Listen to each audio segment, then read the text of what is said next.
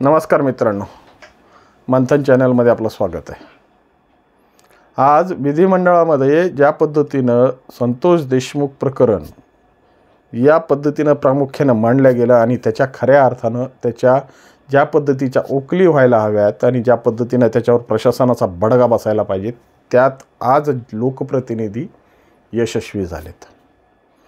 ज्या पद्धतीने नमिताताई मुंदडा, सुरेश अण्णा धस, प्रकाशदादा सोळंके या सगळ्यांनी आपल्या आवाजाच्या माध्यमातून बीड जिल्ह्यातल्या जनतेच्या संदर्भातून प्रश्न उचलून सर्वसामान्य माणसाचा खऱ्या अर्थानं जो दमघुटीपणा आहे तो प्रशासनाच्या दारी मांडला आणि याच्यावर कशा पद्धतीच्या कारवाया कराव्या किंवा मुख्यमंत्र्यांना ह्याच्यावर निवेदन द्यावं लागलं की याच्यावर काय काय कामं केलेली आहेत।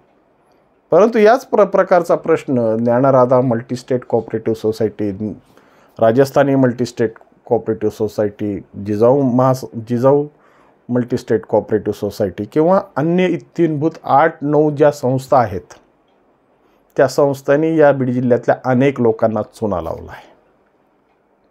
हा चुना साधासुद्धा नाही आहे, हा चुना आयुष्यभराचा चुना आहे।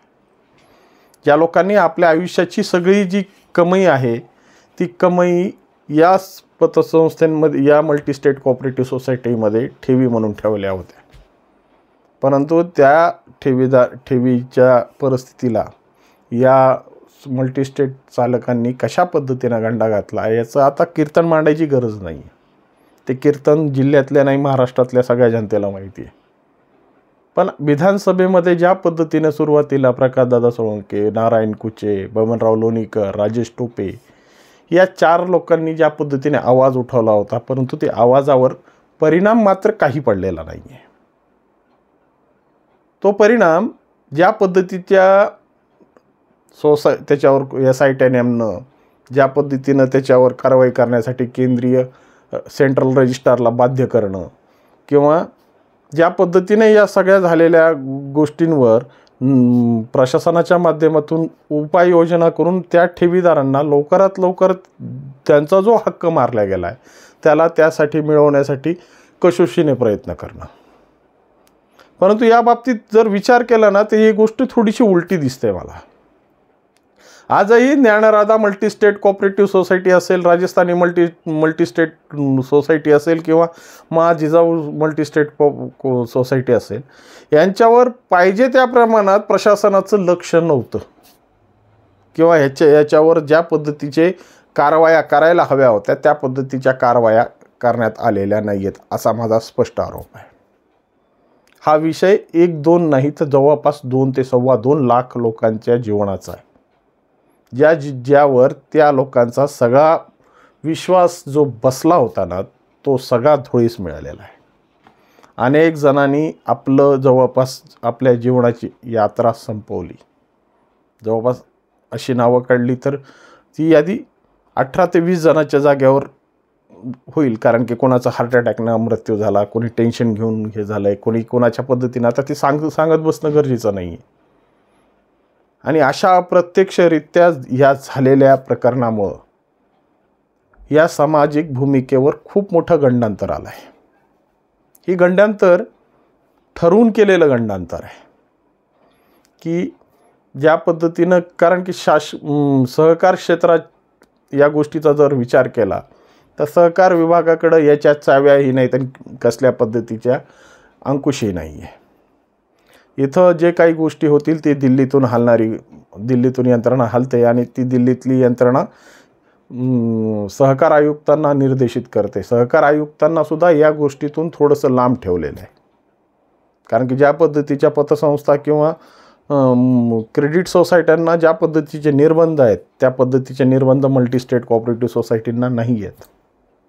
त्यामुळं फक्त 108 प्रमाणे जे काही चौकशा व्हायच्या 3 वर्षाला किंवा ऑडिटवर रिपोर्टच्या संदर्भातून त्यांचे जे कोणी नियुक्त केलेले लेखाधिकारी आहेत त्यांनी दिलेल्या अहवालाप्रमाणे याच्यावर सह्या होणं हे इतपतच हा विषय गंभीर्याचा आहे। पण बाकीच्या गोष्टीमध्ये ज्या पद्धतीच्या मुभा या मल्टीस्टेटला मिळाल्या, म्हणजे ज्ञानराधा असेल, साईराम असेल, राजस्थानी असेल, जिजाऊ असेल, यासारख्या मल्टीस्टेट्सनी याचा गैरफायदा घेतला आणि ज्या चुलीवर स्वयंपाक होणार होता सुंदर पद्धतीने, त्याला 100 जणाला स्वयंपाक तो खाऊ घालण्याची ताकद होती, त्याच चुलीनं घर पेटवलं.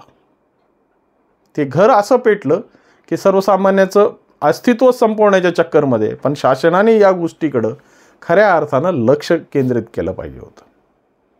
सुरेश अण्णा ज्या पद्धतीने आज विधिमंडळात जोरजोराने प्रत्येक गोष्टीचा आवाज उचलत आहेत, तर सुरेश अण्णा तुम्हाला कळकळीची विनंती आहे की कमीत कमी या ज्या काही लोकांची जी प्रश्न ऐरणीवर आहेत, जे प्रश्न आज सुटणं गरजेचं आहे, ज्या प्रश्नांना सुटलं नाही ना तर खऱ्या अर्थानं सर्वसामान्य माणसाच्या जीवनाशी तो प्रतारणाच असेल. तो तुमचाही मतदार असेल किंवा ज्या 6 आमदारांचाही तो मतदार आहे.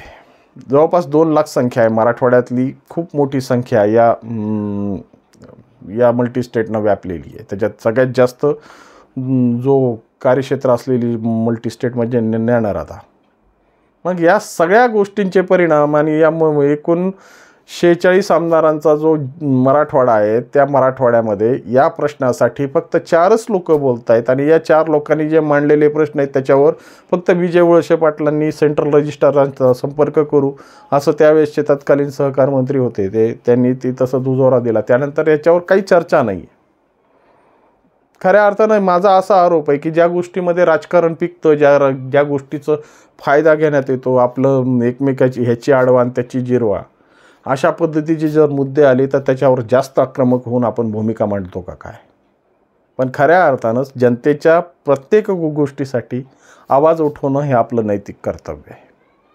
ते सगळे 46 आमदारांच्या संदर्भात बोलतो आहे. सुरेशांना एकट्यानेच ठेका घेतलेला नाही आहे. परंतु या सगळ्या गोष्टी ज्या आहेत ना त्या खऱ्या अर्थानं आता पटलावर आल्या पाहिजेत. त्या आलेल्या पटलावर जेव्हा याची विवेचना झाली पाहिजे, ज्या पद्धतीने हाल अपेष्टा 2 वर्षापासून हे ठेवीदार भोगतोय आणि ज्यावेळेस पोलीस प्रशासन या गोष्टीत म्हणजे अपयशी ठरलं तर त्या चंदुबियानीने स्वतः येऊन सलेंडर करून या पोलीस प्रशासनाच्या कामावर खूप मोठे प्रश्नचिन्ह उभे केलेत.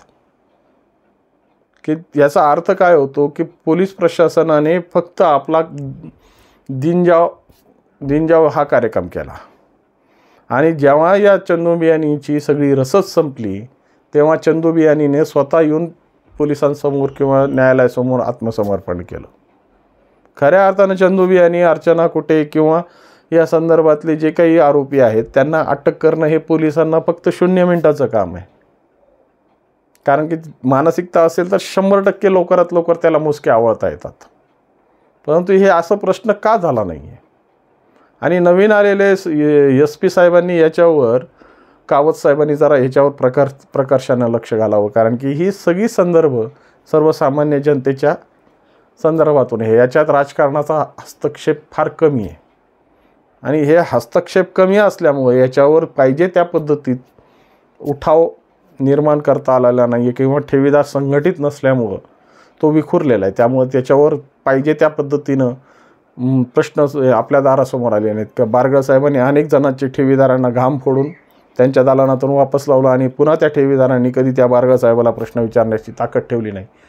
पण कावत साहेबांनी कमीत कमी या ठेवीदारांची एक मीटिंग बोलवावी, सर्व ठेवीदारांना एकत्रित करून ह्यांच्या खऱ्या अर्थाने जे काही हालापेष्ट आहेत, ज्या काही प्रश्न आहेत ते स्वतःच्या कानाने ऐकून त्याच्यावर काय प्रशासकीय कारवाई करता येईल त्याचे निर्देश आपल्या खालच्या अधिकाऱ्यांना द्यावे.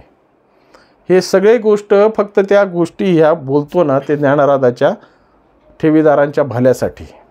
आणि ह्या लोकांचं जर खऱ्या अर्थानं भलं झालं ना तर पुन्हा एकदा जी बाजारपेठेत ते चांगल्या पद्धतीने फुलेली, या लोकांच्या जे काही अडकलेले प्रश्न आहेत ते वैद्यकीय असतील, शैक्षणिक असतील, वैवाहिक असतील किंवा तत्सम अनेक प्रकारचे प्रश्न यांच्यासमोर थैमान घालत आहेत. त्यामुळं सुरेश अण्णांना मी विशेष करून विनंती करतो की अण्णा हा विषय परत एकदा विधान परिषदेमध्ये विधिमंडळामध्ये लावून धरा आणि ज्या पद्धतीने सेंट्रल रजिस्ट्रारनं कारवाई करण्यासाठी थातूरमातूर फक्त आता DDR साहेबाकडे 4 देऊन मोकळे झालेत ना, तर ह्याच्यावर खऱ्या अर्थानं एक कमिटी बसवणं गरजेचं आहे ना. आर्थिक गुन्हे शाखेकडून काम होत नाही तर ह्याच्यावर CID म्हणजे वरचे पथकं आणून ह्याच्यावरच्या ज्या काही कारवाया आहेत त्या कारवाया पूर्ण करून घेणं आज काळाची गरज आहे. त्यामुळं आपण या गोष्टीत थोडंसं पुढाकार घेऊन ज्या पद्धतीने या ठेवीदारांचा प्रश्न निकाली काढला तर खऱ्या अर्थानं या लोकांसाठी आपण काहीतरी केलं आहे असं द्योतक ठरेल. नमस्कार.